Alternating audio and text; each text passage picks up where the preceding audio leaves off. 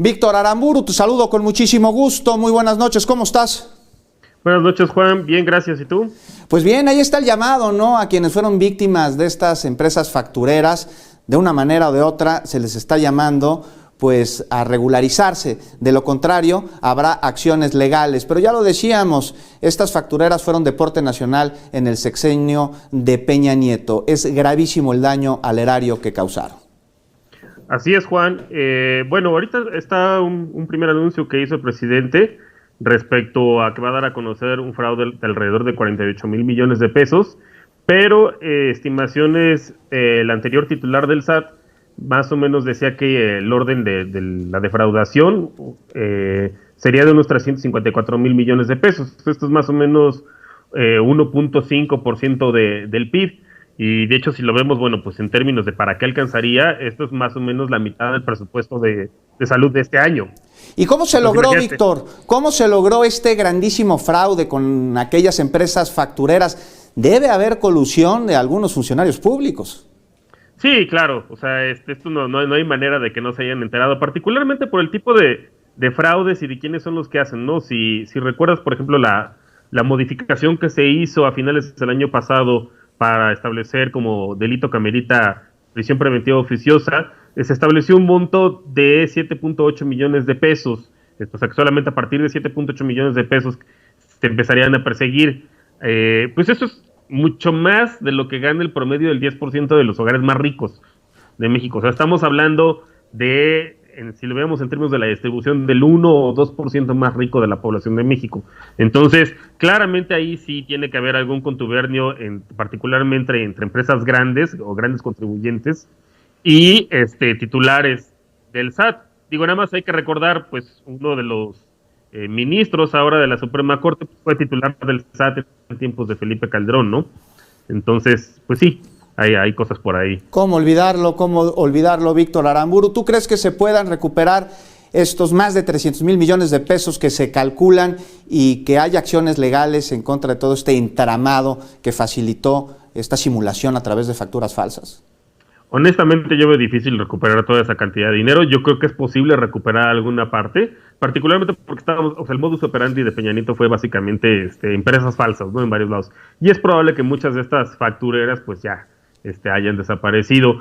Sí es posible, quizá con mucho esfuerzo, recuperar alguna cantidad, un porcentaje, pero el chiste es sentar el precedente, ¿no? O sea, como mecanismo disuasorio, para que más adelante no se incurran en este tipo de abusos y que sepan que ahora se les va a perseguir. Eso es lo importante, el precedente, y que se acabaron estos abusos. Víctor, otro tema que está en el debate son los órganos autónomos, sobre todo durante la semana pasada y más allá del tema de Chumel Torres y de las renuncias que vimos relacionadas de alguna manera con aquella invitación a un foro para hablar de discriminación, están estos órganos. Víctor, al día de hoy, después de que fueron creados durante el modelo neoliberal, ¿son funcionales? ¿Responden a aquello para lo que fueron creados? ¿Son en verdad autónomos? Mira, el argumento para crear los organismos autónomos, de hecho el primero fue la UNAM. O sea, tiene ya, la autonomía de la UNAM tiene bastantes años, ¿no? Ya casi cerca de 100. Ahí la creación de la UNAM fue precisamente para evitar intromisiones políticas, no, o sea, que hubiera libertad de cátedra. Ese fue el principal argumento. Posteriormente se crea ya mucho más adelante, ahí sí ya durante el periodo neoliberal, la Comisión Nacional de Derechos Humanos, como una respuesta precisamente a la cantidad de abusos que se cometieron, particularmente contra la izquierda durante el sexenio de Carlos Salinas. Posteriormente se crea el Instituto Federal Electoral, también porque no se podía confiar después del fraude del 88, la autoridad electoral, y después de ahí se crean varios. El argumento principal siempre ha sido tratar de separar los asuntos de la coyuntura política respecto a decisiones de más largo plazo, la regulación. Sin embargo, ahí es donde se tiende a confundir que los órganos autónomos son apolíticos, y si vemos quiénes han sido, por ejemplo, algunos de los consejeros ciudadanos del IFE, pues posteriormente se convirtieron en políticos, ¿no? Está el caso de Santiago Krill, Alonso Lujambio, Juan Molinar Orcasitas, Gastón Luquen, que todos ellos posteriormente fueron candidatos o ocuparon algún cargo en los gobiernos del PAN. El propio Virgilio Andrade fue consejero electoral del IFE. De hecho, Alonso Lujambio y María Marván también, después de ser consejeros del IFE, fueron consejeros del INAI. O sea, hay una rotación ahí. si han sido o no han sido efectivos, pues hay claroscuros. Han sido, por ejemplo, instituciones como la Auditoría Superior de la Federación, que no cuenta con autonomía constitucional, sino que depende de la Comisión de Vigilancia de la Cámara de Diputados, ha sido toral, por ejemplo, para destapar fraudes, ¿no? Como el de la estafa maestra.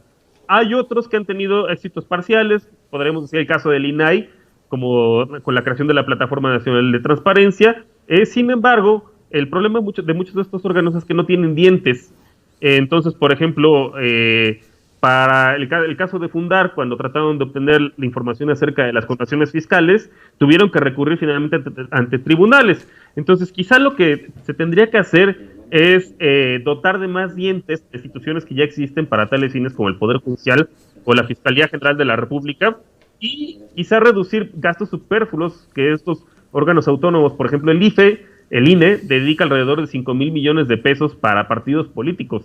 El IFETEL, que supuestamente debería tener un expertise técnico, dedica alrededor de 77 millones de pesos a contratar consultorías y otros 57 millones a difundir sus actividades. Entonces, pues se pueden reducir, creo yo, gastos superfluos de algunos de estos organismos y quizá dotarlos de mayores capacidades, o a otras instituciones que están especializadas, dotarlas de mayores poderes sancionatorios, particularmente hablando de disuadir conductas que ya no queremos. Pues sin duda habrá que tener aquí una revisión, es decir, el Consejo para Prevenir y Eliminar la Discriminación realmente ha eliminado la discriminación en México de manera consecutiva, progresiva. ¿Ya no se discrimina en nuestro país? ¿O qué pasa con los topes de campaña de algunos partidos políticos? ¿Se han reportado, se han detenido y se han castigado? Sin duda una revisión hace falta, Víctor. Qué bueno que se abrió el debate. Muchísimas gracias por acompañarnos esta noche.